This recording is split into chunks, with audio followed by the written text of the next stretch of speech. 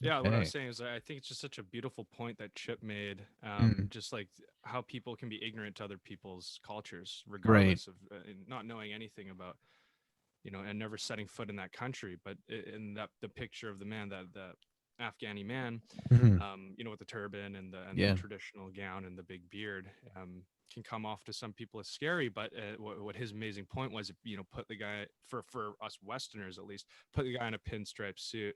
Yeah. Maybe lose the beard, and then you're seeing this man's you're seeing him in a whole different light, a whole different perspective, right?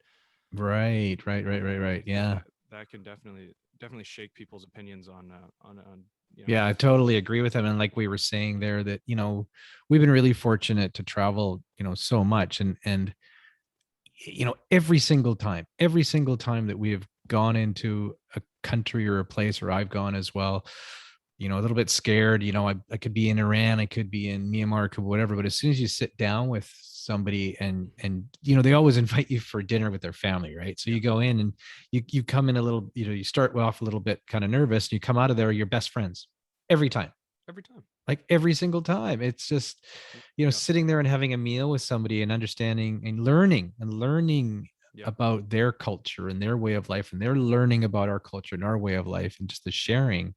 Hmm. Yeah, it's just so Yeah, and so it's freaking like powerful. it's so funny because it's such a simple thing, really, to have sit down and have a meal with somebody, Yeah. right?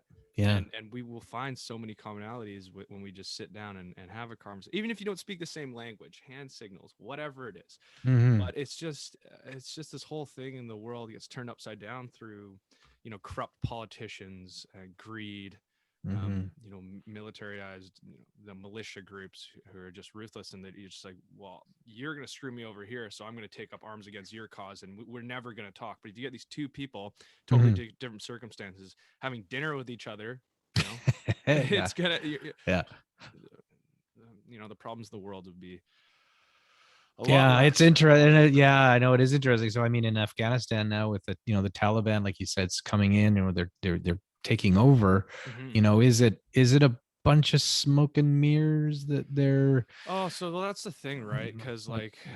who, like like I said in an interview, right? For 1996 to 2001, the Taliban had power in Afghanistan, right? And the Right. laws were, it ran on their, like, they created the laws. They were the government basically, and what Hmm. they, women couldn't go to school, women couldn't have job, or women over 10 could not go to school. Women could not have Oh. jobs unless you were already a doctor or something. Oh. Mm. uh no TV, no news of any sort, certain type of books, and you have to wear a traditional gown. Hmm. Like, those were the laws. And then obviously 9/11, 2001, America goes in. We're about 2004 now. Things have changed a lot. That's when Chip was there. The country's kind of opened up. Women are allowed to go Right. to first, like the women were allowed to, or little girls were allowed to go to school with boy and girl, like, both Hmm. gender schools and stuff. We're starting to open up, but now we've kind of relapsed on itself with America finally actually being fully out of Afghanistan, Yes. at literally yesterday. Yeah, Yeah, it literally. was yesterday. Yeah, Yesterday was or as Tuesday. of today, actually, August August thir- August was 31st, it I think. August Yeah, 31st is yeah. today? So Yeah. as of It's today. today, they're It's today, fully sorry. out. So, you know, but the grasp that the Taliban have been able to take over Afghanistan, people almost didn't see it coming as quickly as they thought. But if when you think about it, having just corrupt politician, Ghani, and whatnot, and the guy before him, just fully false, like they just got in off just a total fake, Hmm. like fraudulent voting and stuff, right? So Okay. when you have that happen, and then you have all these people who are just like don't believe, like they're not believing in the government, and your military is like getting underfunded by the government, not fed well, and all these things, of course they're gonna give up to this 100,000 plus. So, and this is what the people forget about the Taliban, I think, is like, or maybe not forget about it, but it's something that you kind of think, oh, they're, there's these dudes and they got AK-47s and they had the ones. No, they're a very well outfitted Right. army. They're very well trained and they're very well funded. The most 90% of the world's opium comes out of Afghanistan. Yeah. They Yeah, say that that's they're true. about like an $800 million to $1 billion a year. Like, they are $1 billion enterprise, like the Taliban, if you Yeah. can Yeah. say that enterprise or And whatnot. that's the wholesale But price. I mean, sure. I mean, the valuation outside of that is I mean, And who knows, right? that's the It's thing, right? I mean, they're working all sorts of things. So hmm think about that, and you're like, okay, I'm part of the Afghan military, and we haven't been or like we've been well equipped by the Americans, but our government doesn't give a shit about us really. We're not being right. well fed. I've been up for like a month straight just trying to figure out what the hell's going on. Okay, Mm, the Taliban are encroaching in Kabul airport. Yeah, I'm gonna fuck out of here. I'm taking off my uniform, putting on my gun. I'm gonna go save my family. Screw this, right? that's So I right. think That's that's how right. the collapse happened within, Yeah. And that's where you're getting all days. the cell phone calls, because they've got cell phones, they've got social media, which they didn't have 20 years ago. So they're Mm-hmm. much better connected. So I mean, people here in the United States and in Canada are getting cell phone calls from people Yeah. that are locked in their houses with their family of 6, 7 kids, and they Mm-hmm. can't get out. They also don't know who's a spy, who could narc on them, their next door neighbor, what they could so they're terrified and they're absolutely stuck and they can't get out. And Yeah. it's just a really difficult, a difficult situation at the Yeah. moment. And just hopefully everything, does turn around. Hopefully that, the Taliban do come in and they do, stick to their word of, allowing girls to, get educated and, a little bit more, better human rights, et cetera, et cetera. Because, Yeah, because that's what they kind um, of came in. Like the head of the Taliban was saying, mm, women will be able to go to school, women will right. be able to have jobs.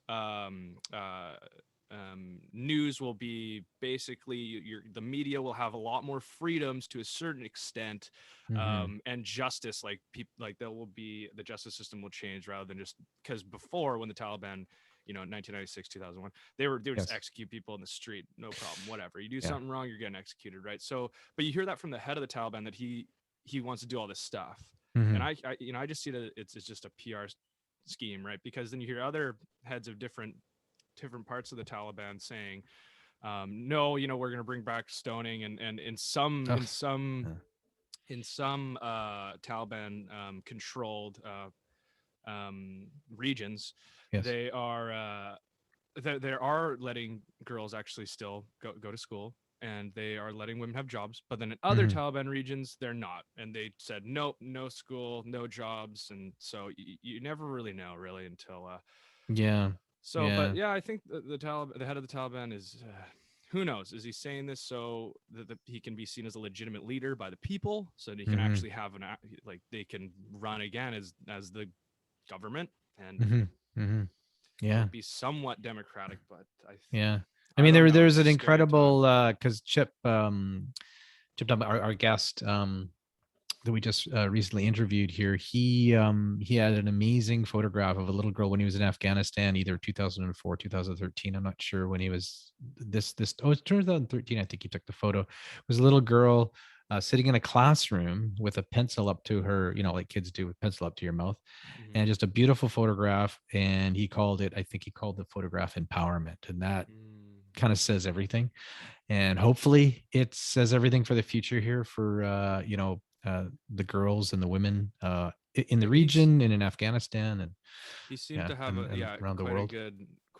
He seemed to be more optimistic than I was seeming at the point. But he brought up the fact, of course, Mhm. we have phones now. He's like, back then, Yes. Devin, we like you could get away with stuff.